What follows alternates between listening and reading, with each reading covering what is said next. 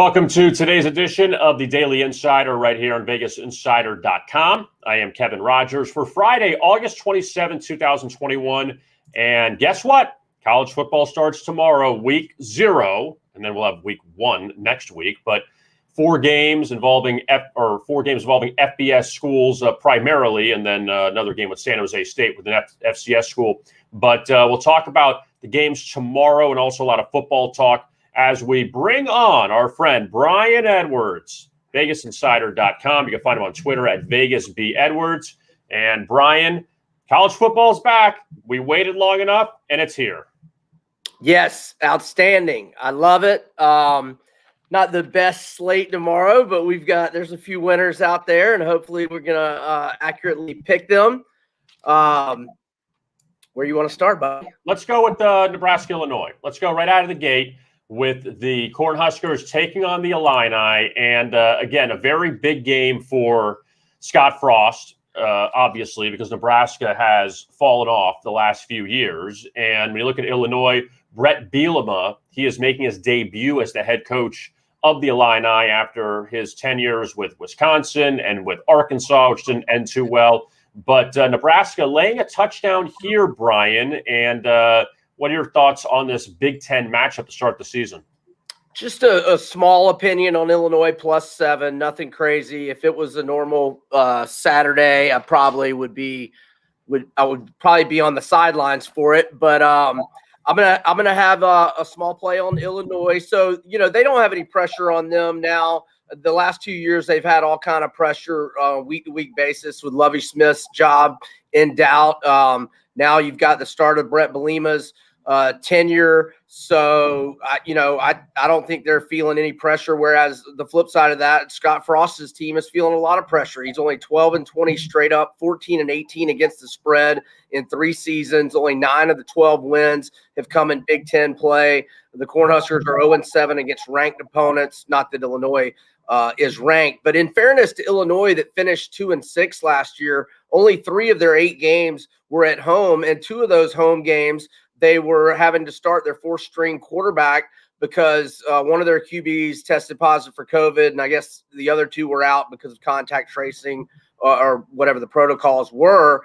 So, and they lost those 2 games with the 4th-string QB. But they've got Brandon Peters back. The cupboard's not bare. They've got a defensive end in Owen Carney who had 5 sacks last year. Remember, that's just 8 games. Jake Hansen is a legit All-American candidate at linebacker. He's had a fantastic career. They've got one of the best centers in the country in Doug Kramer. Their running back, Chase Brown, was 3rd team All Big Ten last year, ran for 540 yards, 3 touchdowns, 5.2 yards per carry average. Mike Epstein, who's had a much injury-plagued career, was able to stay healthy last year. He's got more than 1,100 career rushing yards, a 6.0 career yards per carry average. So I think that Illinois has got a shot to win this game. I think it'll be a close game. I like the Illini +7, but let me again stress it's just a small opinion. Don't go crazy amount-wise.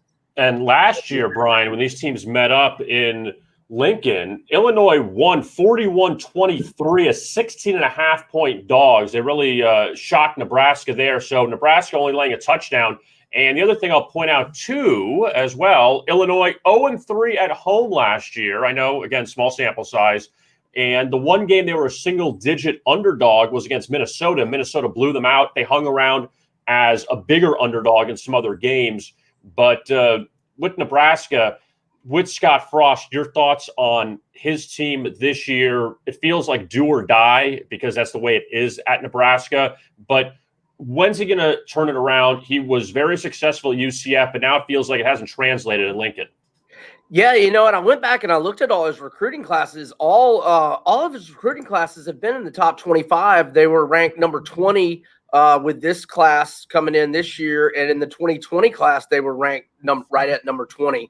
So he's got all his players now. There's really no excuses. I mean, he's going with Adrian Martinez, who's been their QB for I had it in my article. I think it's how many? Let's see, how many? It was 32 games. I think he's been the starter in 27 of the 32 games, and he's got a 31-20 career TDI and T ratio, which is not very good, but he does run it well.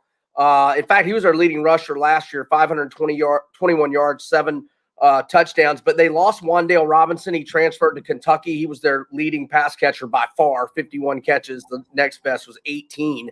And Will Honus, their second leading tackler last year, who had 3 sacks, 6.5 tackles for loss. He tore his ACL in practice like a week and a half, 2 weeks ago. So he's out for the season. So I don't know, man. Their win total 6. I originally marked them 3-5 with 4 swing games. The swing games being at Michigan State, Northwestern at home, Michigan at home, and this game at Illinois. So we'll see. I don't think it's going to go well. I would guess he's probably got to win 7 to retain his job, maybe even 8. We'll see. Now, do you have any other opinions on, and we'll get to UConn and Fresno in just a second. Do you have any opinions on Hawaii and UCLA? I would love for UCLA to get out to a 14-0 lead and be able to get Hawaii in game at like plus whatever, 25 or 26, somewhere in there. Because I like Chevin Cordero, their quarterback. The defense got a lot better last year. Now, whether that was the fact that they didn't play any Power 5 opponents and were just playing Mountain West teams, that might have had a lot to do with it. But they had one of their best scoring defenses in a long time last year. But I like Cordero, Hawaii's quarterback. I think it's a pretty good number. I feel like a lot of people are touting UCLA this year, and I really don't get it. Yeah, they've got one of the biggest, returning starters numbers and returning production and all that, but they've sucked the whole time. They were a little better last year. They went 3-4 last year, and they were all 4 one-possession losses. But I mean, so what? They lost. I mean, that's all they do under Chip Kelly. And I don't really get how, especially, and we'll talk about it later or next week. I don't understand how LSU's only -4 to them, but I'll take it. I'll win money on it. Works for me. What about your thoughts on what Chip Kelly has done with UCLA? That, they've lost 3 straight openers under him, and they had a Colorado game out of the gate last year. They were getting blown out. I know they came back in that game and ended up losing. But Chip Kelly, he's at Oregon. He really builds them up. He goes to the NFL, is a total failure there. Now he goes back to UCLA, and it just feels like he can't bring that same magic he did to Oregon. Yeah. Exactly. I mean, the numbers are brutal. As I'm getting to them here in my article, they're 10-21 straight up, 14-17 against the spread. 13 of the 21 losses have come by 9 points or more. Look, I mean, if you want to be a glass half full Bruin fan, yeah, you lost 4 one-possession games last year. You're a play or 2 here or there away from maybe, having gone 5-2 instead of 3-4, but you didn't. And, same with Frost and Adrian Martinez. Is Dorian Thompson-Robinson has been the guy. Now he's had a few injuries. He hasn't started every game, but, it's all on him. His four-year starting QB.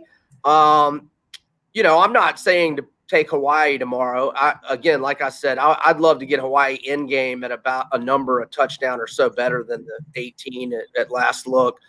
But and Chip Kelly hasn't recruited well either. He hasn't recruited nearly as well as Jim Mora Jr. was recruiting there for a while. Jim Mora Jr. was getting top 15 classes several years in a row during his time there, and he had a good start to his tenure. It just kind of went south that last year or two.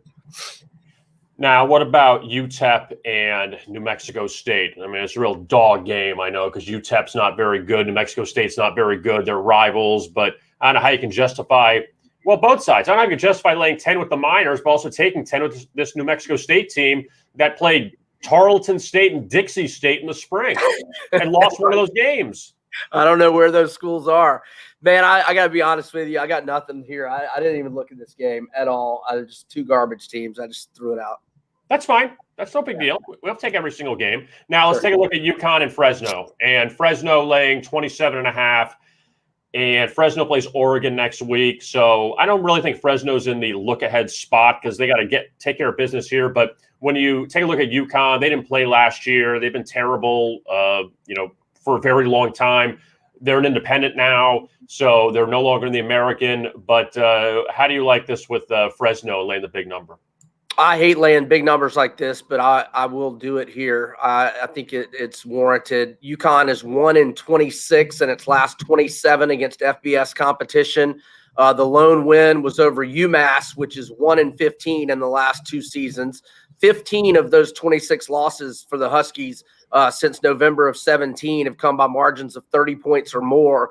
They did not play last year.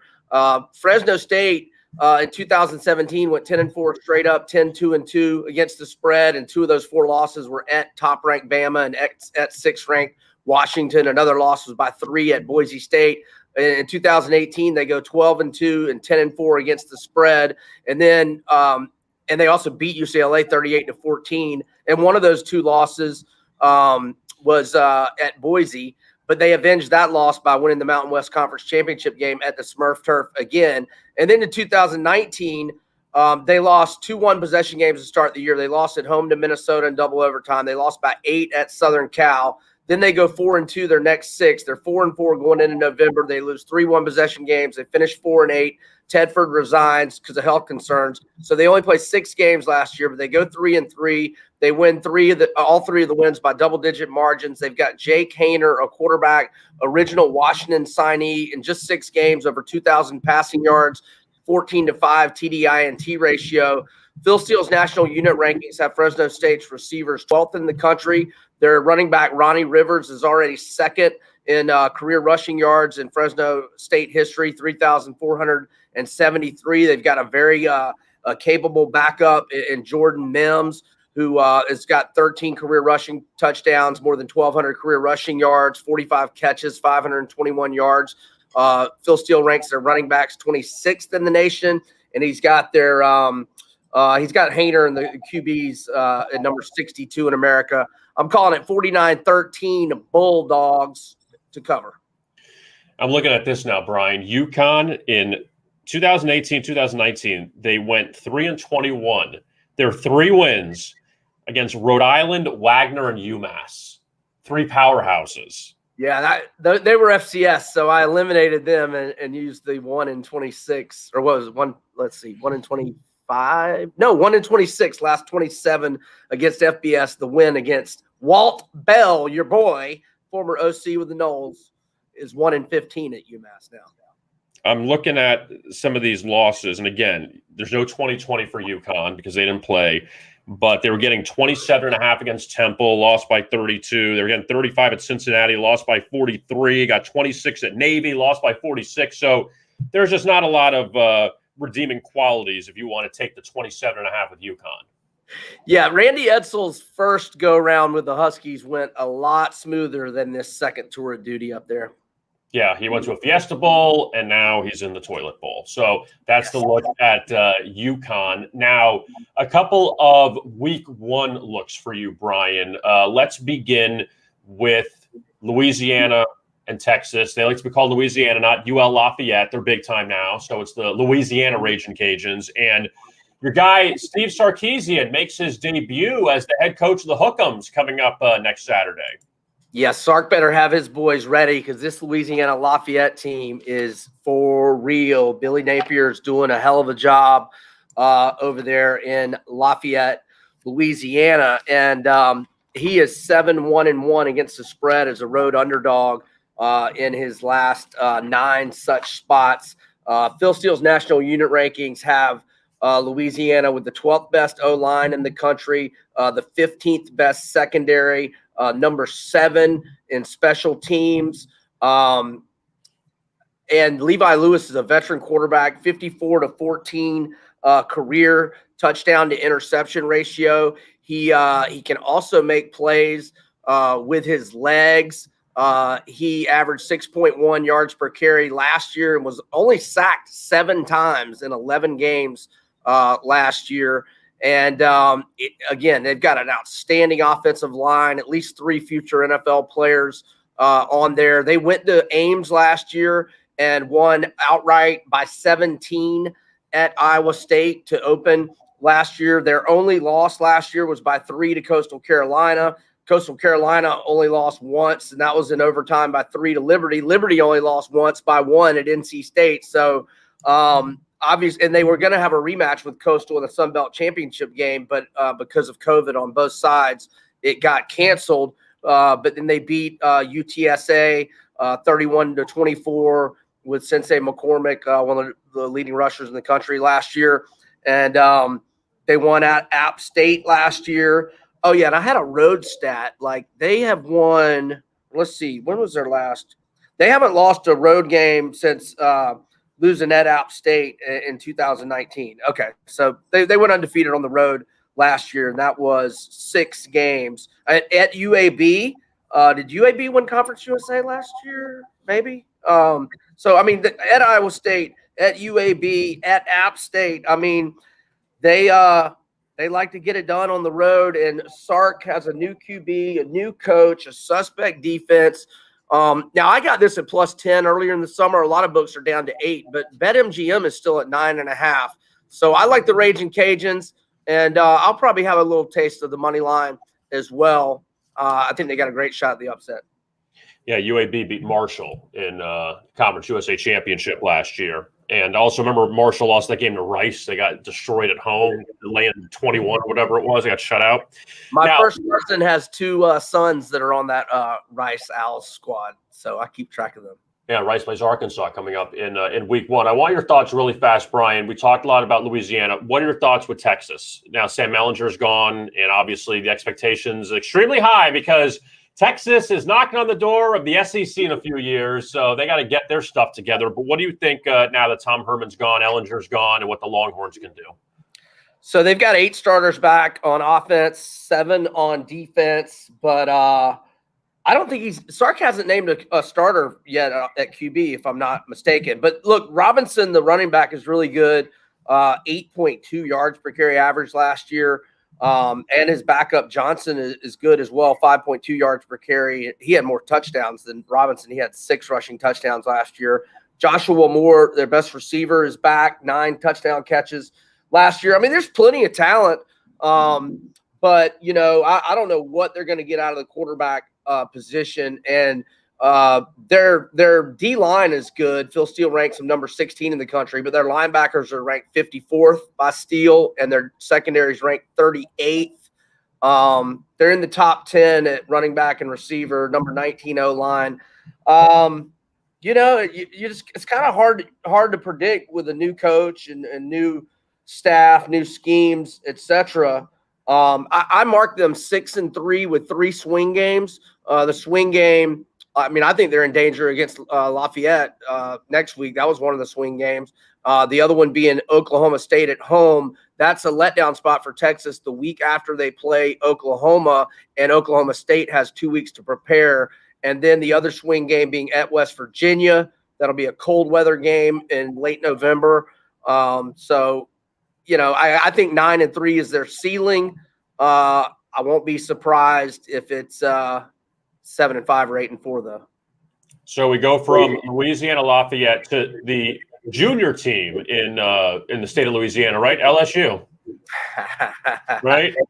Yeah, and I like it. Oh, go ahead. Yeah, I was going to say with Orgeron now, look, I think we all know this, Brian. They will admit this. LSU just a tough season last year. You win the national championship 2 years ago. Burrow puts up incredible numbers.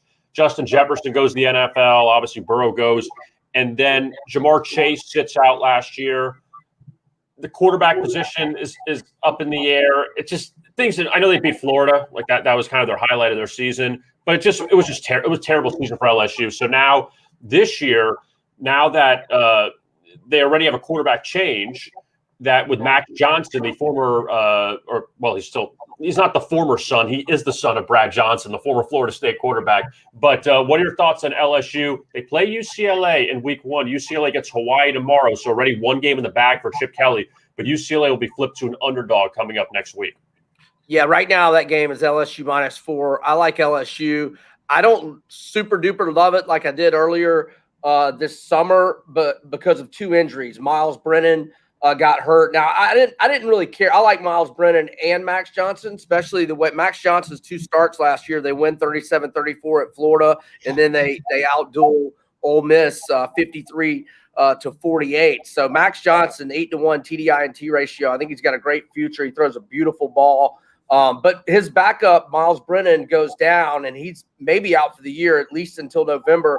And so does their starting defensive tackle, Glenn Logan, who's actually a 4-year, would have been his 4th year starting. He broke his foot. He's out until at least November. So those 2 injuries have got me pumping the brakes. I was ready to call for an enormous bounce-back season from LSU. Like you said, they were totally set up to fail last year. They only had 5 starters returning, and then Chase opts out. Kerry Vincent, all SEC DB, opted out. A couple of D linemen opted out. One of them decided to come back, Neil Farrell, and he did come back eventually. But and then Brennan gets hurt in the Missouri game. So you're 1-2. You've got 7 all SEC games left, and all you have is true freshman quarterbacks. And so it happened how you would expect it to happen. And they righted the ship and won those 2 games at the end of the year. And there is still a boatload of talent. I mean, if anybody is recruited almost to the level of Bama in America, it's probably Clemson, LSU, and Ohio State. So LSU's got tons of talent. And but if Johnson gets hurt, they're in big trouble. But if he stays healthy, I still think they can have a hell of a year. I've got to mark 7-1 with 4 swing games. The swing games being at Mississippi State, who I think is going to be very improved, and then Florida at home, at Ole Miss, and Texas A&M at home. So I think they can have a good year. But if Johnson gets hurt, they're in big trouble. But I think they take care of business at UCLA. The fact that they're going out west, I think that would be a bigger deal if it was in the heart of the season in October. But for week 1, I don't really feel like that's a huge negative.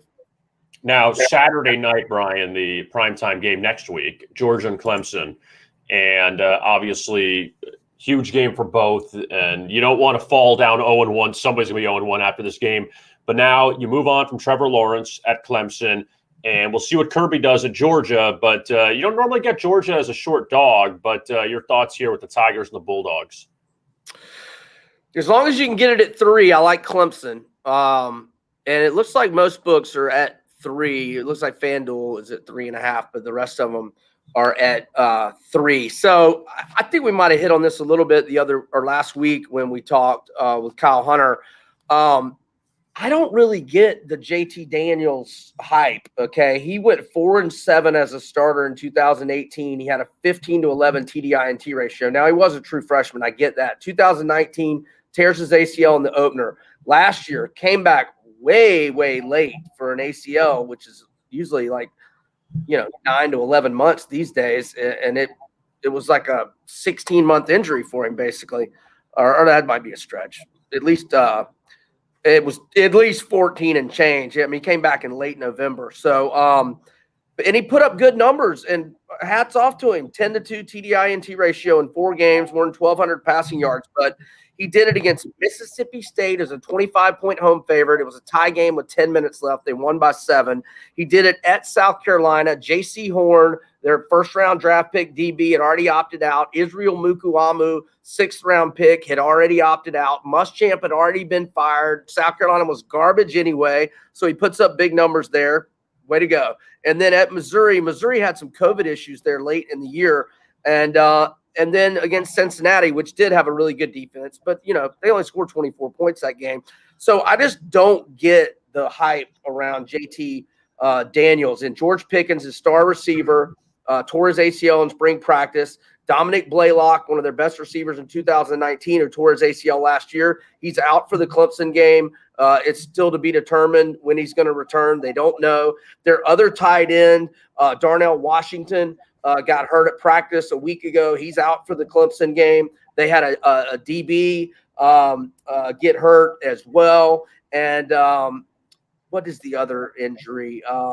Jermaine Burton has been hurt, but I think he's back at practice. Or earlier this week, they said he was at 90%. He was practicing on a limited basis, so he'll probably be ready for Clemson. Oh, and I know Eric Gilbert, the touted transfer from LSU, who was a 5-star. He's left the team for personal reasons, and they don't know when he's going to be back. And if he is not back by this weekend or ready to go for practice Monday, I doubt he's playing against Clemson. So they've got some issues going on, and they did lose 30 lettermen and 6 starters off their defense. So everybody is just all over Georgia this year, and I don't really get it.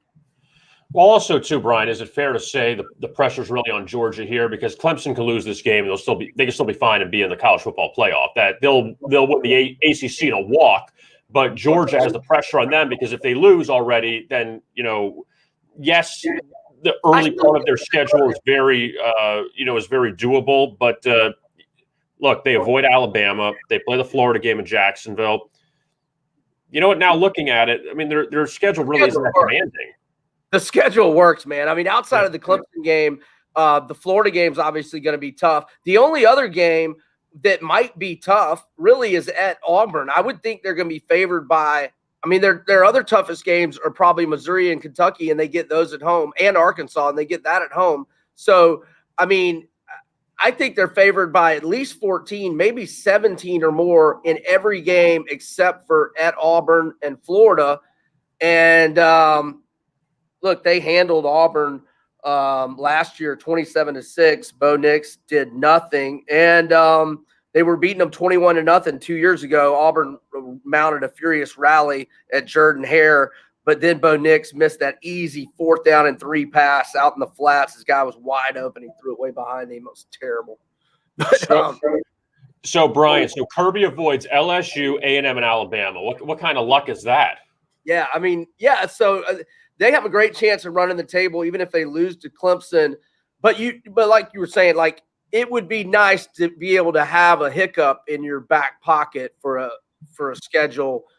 Granted, an easy one for SEC standards, but if you lose at Auburn, it'd be nice to have that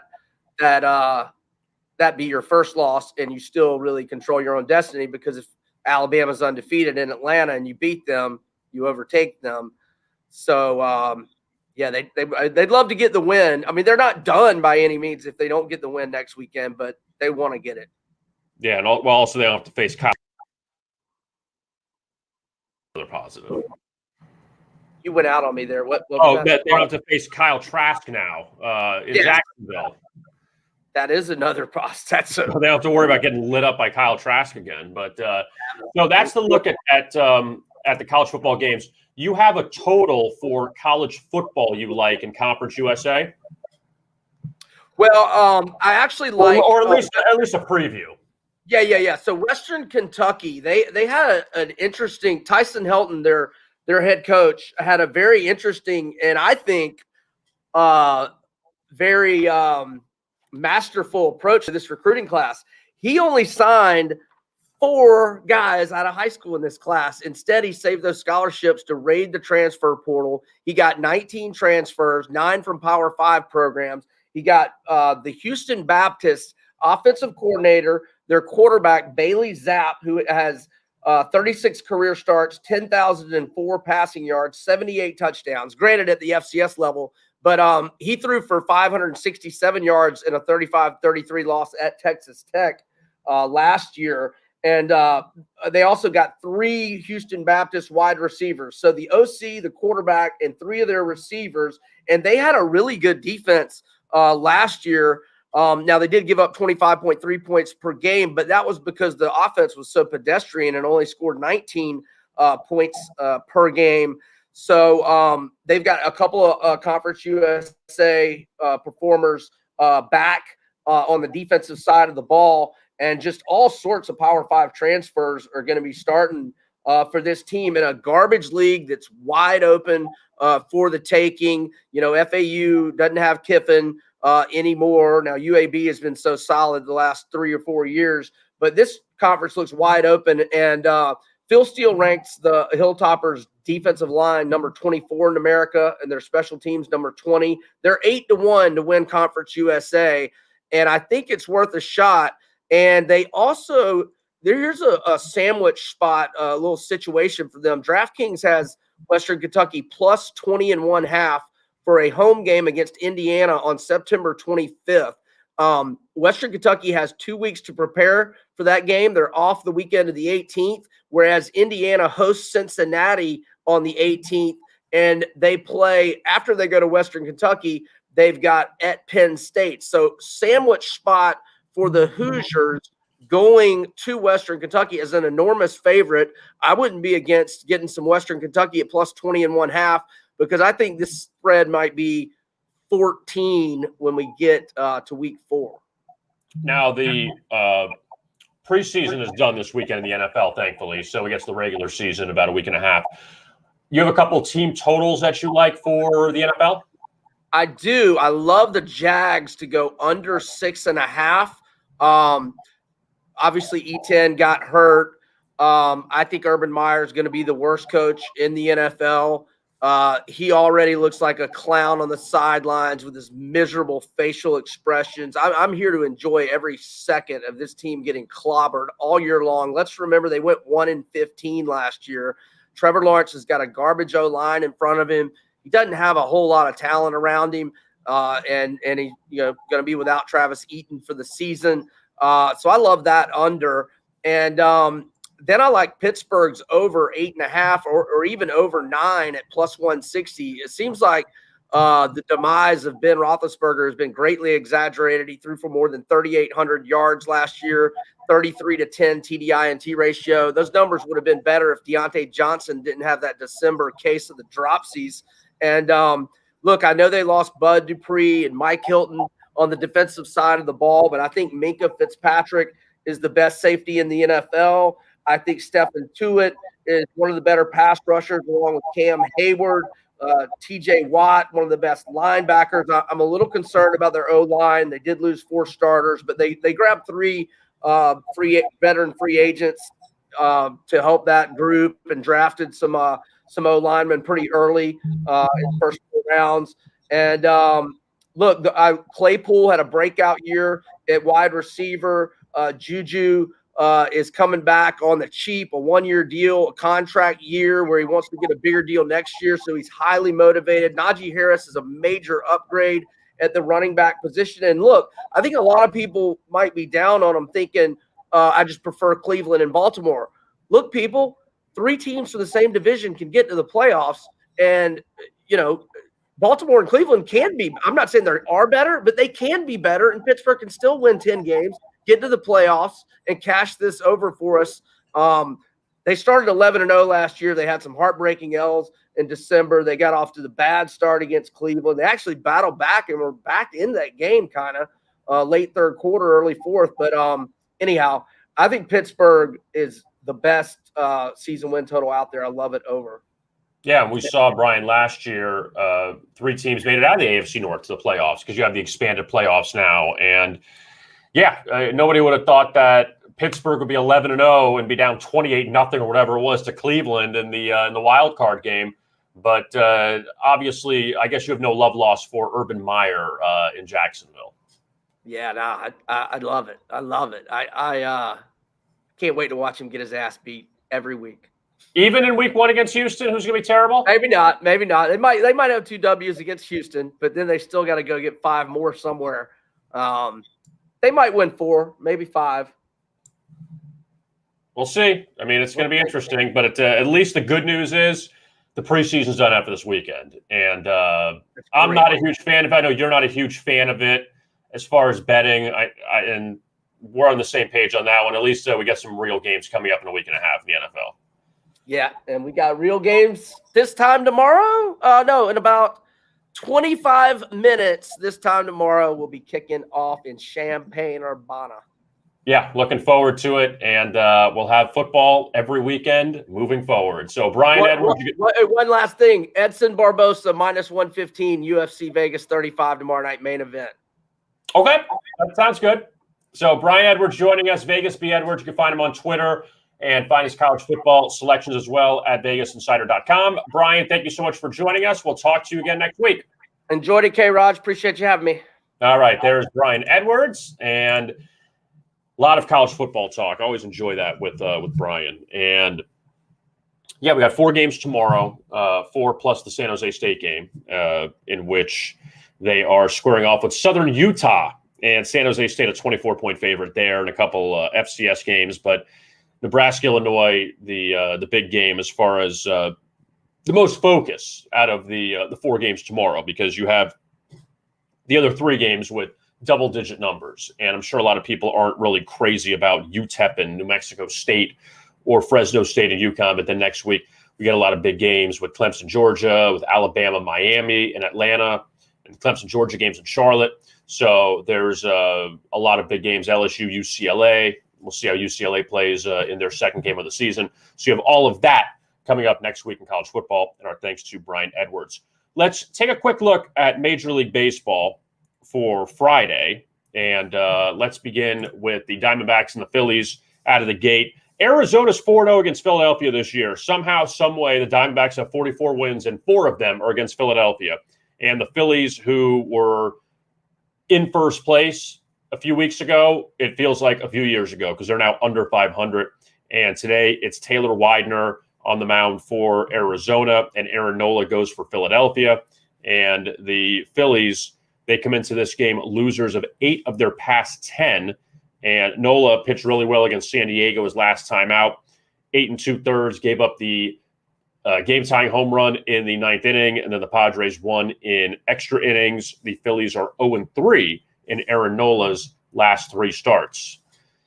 Cross-state in Pittsburgh, it is the Cardinals and the Pirates. Cross-state in Pennsylvania, but in Pittsburgh, the Pirates, an unbelievable comeback last night, down 7-1 to the Cardinals, and they rallied all the way back and won 11-7. So Pittsburgh, they've won 4 of 6. That's good for them. And the Cardinals, who really can't afford to lose games to the Pirates, the Tigers, they split 2 games with the Tigers at home. They have dropped 3 of their last 4 to Pittsburgh. Can't have that happen if you want any shot of making the wild card in the National League before you end up losing to the Dodgers. But the Cardinals, though, they throw out J.A. Happ tonight. He is favored. Again, everyone's going to be favored most of the time against the Pirates. But Happ so far in 2 starts against Pittsburgh since getting traded from St. Louis, 3 earned runs in 12 innings of work. So keep that in mind. He's pitched well since going over to St. Louis. Maybe the change of venue, change of team helped him coming over from Minnesota, but the Cardinals favored today. The Mets and the Nationals at Citi Field in New York actually, oh boy, I mean, you can pull the plug on them. 61-66. I mean, some teams talk about fading down the stretch. The Phillies, the Mets, the Padres, the Reds are playing well. They got a much-needed win yesterday. We'll talk about them in a second. But New York got swept at home by San Francisco, scored 4 runs in the series, lost the last 2 by a run each when they had plenty of opportunities to win or take the lead.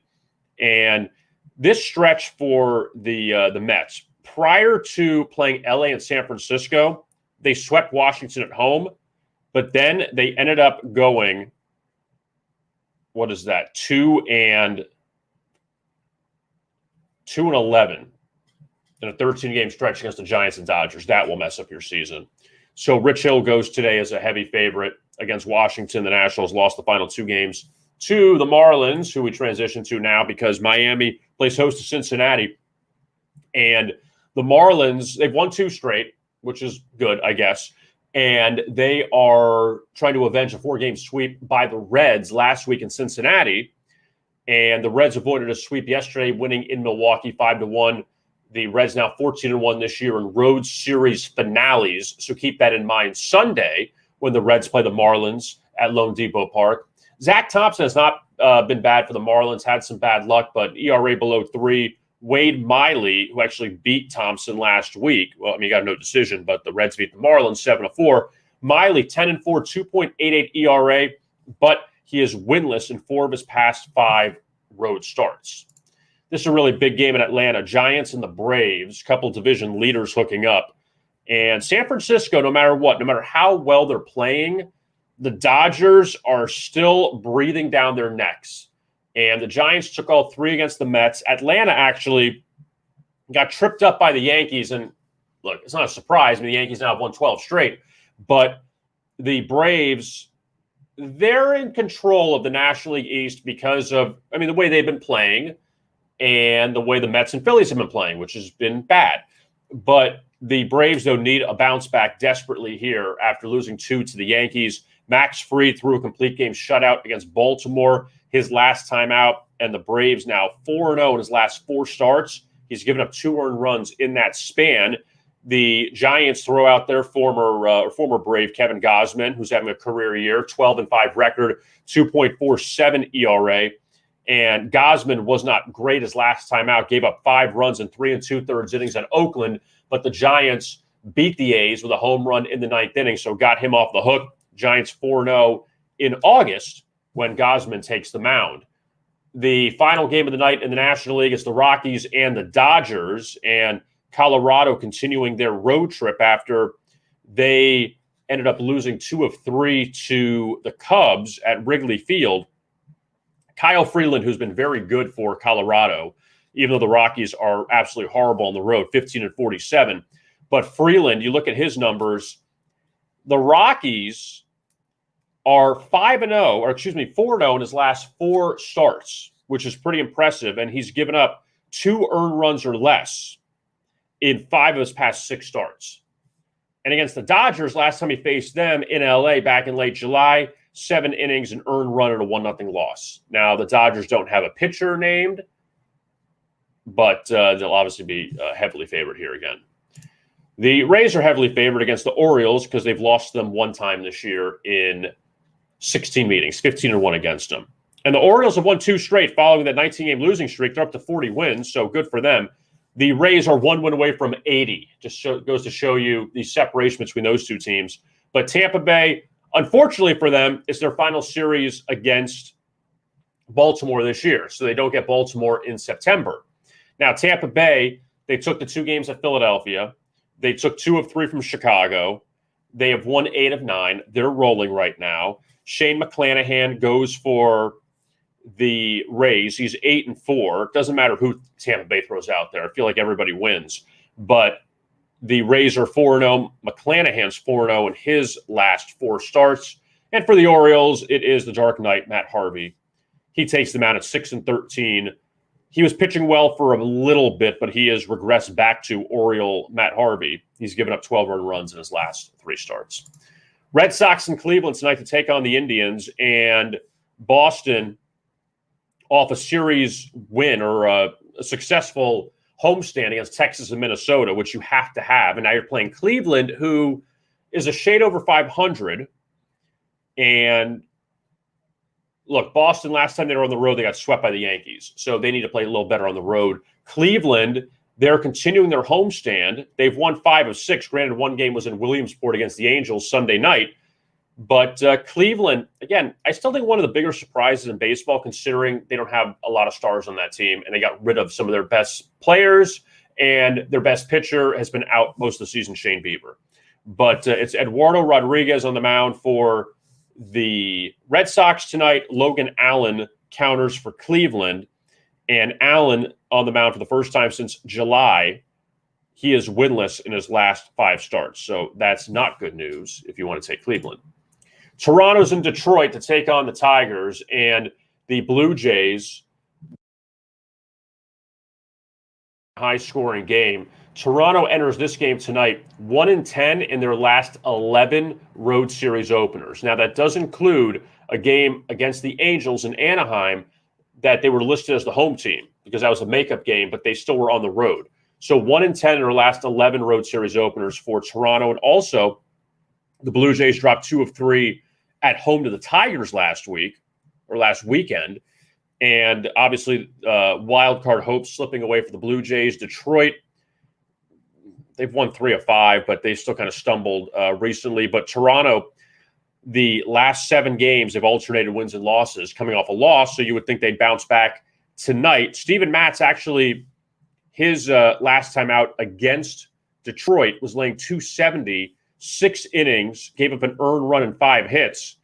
That was the game in which Marcus Semien, the second baseman for the Blue Jays, he botched that 3rd out that would have ended the game up 2-1. He threw it in the dirt to Vlad Guerrero Jr., and the Tigers got the game-tying run, then Detroit won in extra innings. So Matt's pitched well against him, laying 270. Now he's laying 170 tonight against Matt Manning, who has had a lot of more downs than ups so far this season, ERA of nearly 6.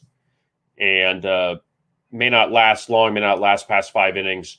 The Tigers so far in his last 10 starts, 4-6, but hasn't been great. He's young. Give him a little bit of time.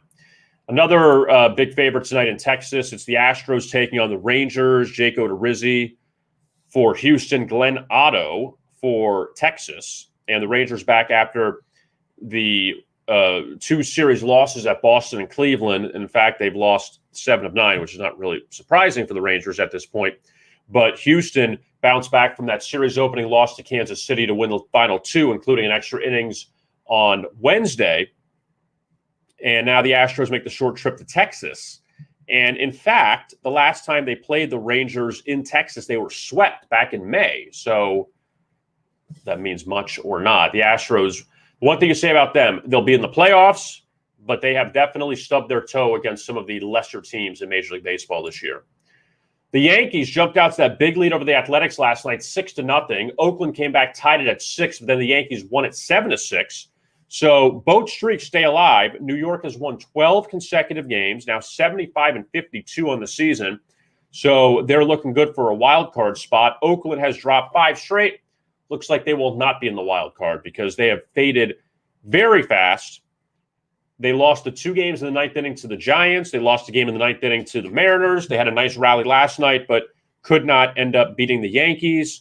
So, and the worst part about that game was A's were down 6-0, tied it at 6.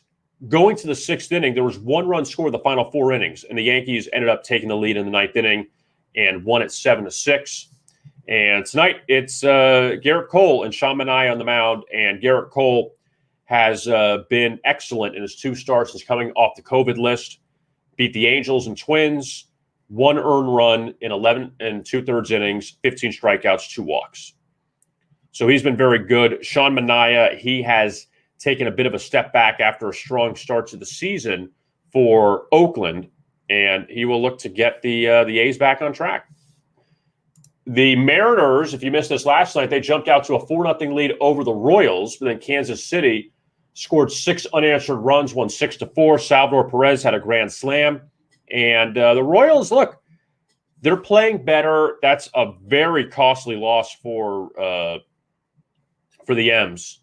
That after they had 2 wins at Oakland, 1 at Houston, you can't lose to the Royals up 4-0. You just can't do it. But Kansas City's played better of late. They've won 7 of their last 10.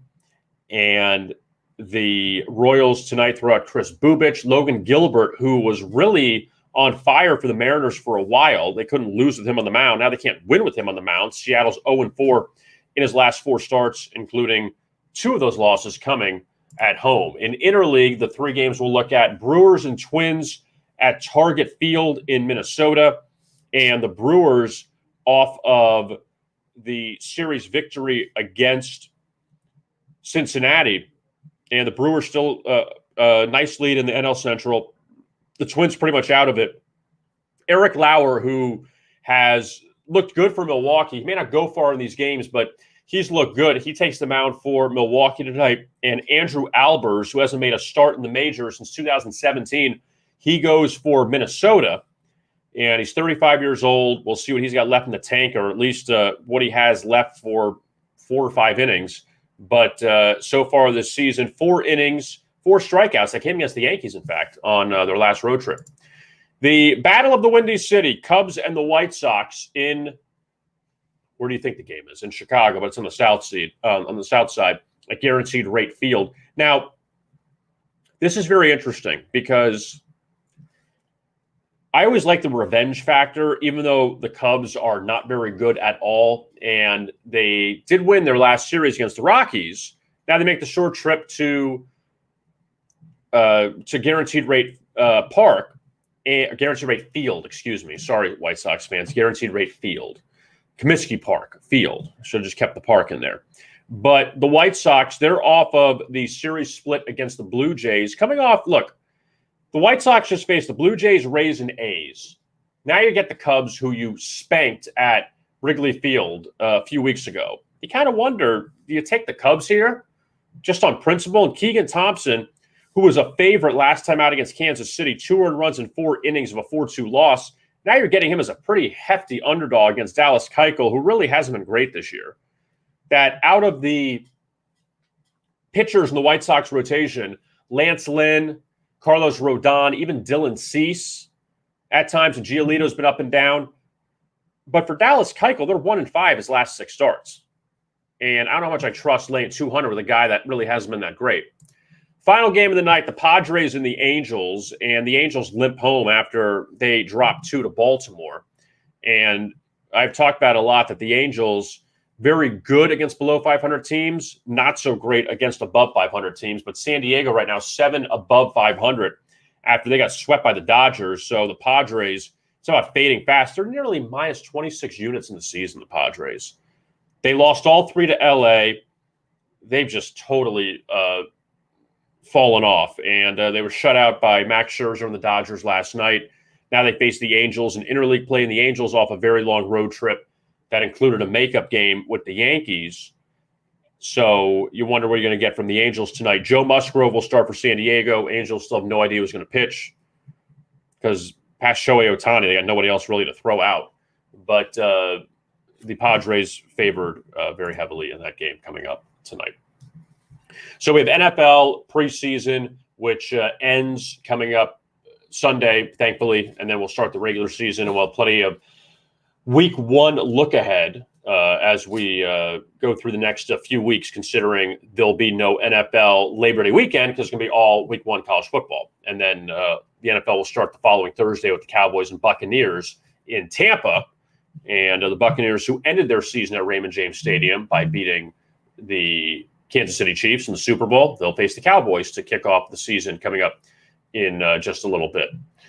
I am Kevin Rogers. My thanks to Brian Edwards for joining us here on the show today, talking a lot of college football. And we'll be back with you on Monday at noon.